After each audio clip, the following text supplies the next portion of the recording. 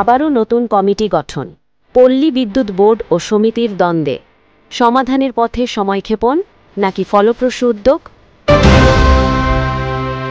এতক্ষণ শুনলেন সংবাদ শিরোনাম, এবার বিস্তারিত। পল্লী বিদ্যুৎ বোর্ড REB এবং বিভিন্ন পল্লী বিদ্যুৎ সমিতির PBS এর মধ্যে চলমান সংঘাত, প্রশাসনিক জটিলতা এবং আস্থার সংকট দীর্ঘদিনের। ইতিপূর্বে এই সংকট নিরসনে একাধিক উচ্চ পর্যায়ের তদন্ত ও সুপারিশ কমিটি গঠিত হয়েছে। এসব কমিটি বহু গুরুত্বপূর্ণ সুপারিশ পেশ করেছে, যার মধ্যে মাঠ পর্যায়ের বাস্তবতা, জনবল কাঠামো, নিয়োগ বিধি সংস্কার, হিসাবযোগ্যতা ও জবাবদিহিতা নিশ্চিত করার বিষয় ছিল মুখ্য। তবে সাম্প্রতিক সময়ে বিদ্যুৎ বিভাগ আবারও সক্রিয়ভাবে মাঠে নেমেছে। কর্মকর্তাদের সঙ্গে সরাসরি মতবিনিময়, মতামত গ্রহণ এবং নতুন করে তদন্ত কমিটি গঠনের উদ্যোগ নেওয়া হয়েছে।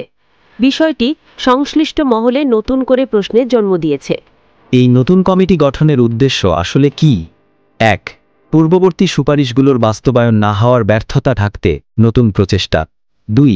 মাঠ পর্যায়ে বর্তমান বাস্তবতা যাচাইয়ের মাধ্যমে পূর্ববর্তী সুপারিশসমূহ হালনাজাত করা। 3.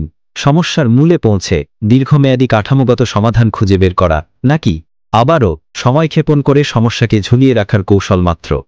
সমস্যা নিরসনে দীর্ঘসূত্রতা এবং এর ফলাফল। বিদ্যুৎ বিভাগের বারবার কমিটি গঠন ও পরিদর্শন কার্যক্রম কর্মীদের মধ্যে মিশ্র প্রতিক্রিয়া সৃষ্টি করেছে।